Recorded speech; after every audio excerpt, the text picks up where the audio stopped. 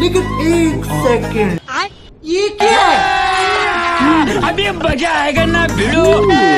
भैया खाना कैसा बना? दीदी एक नंबर दीदी। और कुछ लेके आओ? दीदी बहू ये कौन है?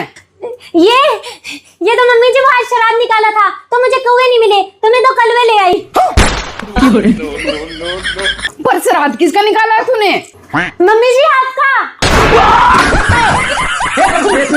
हरिनाम कृष्ण जगन्नाथ प्रेमानंद, ये क्या हुआ? मम्मी जी मुझे याद था, आपने कहा था सामने वाली से 2 कदम आगे चलना।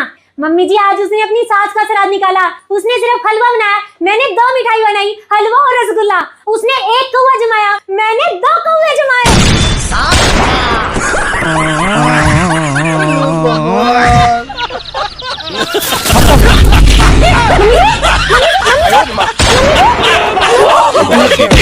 दीदी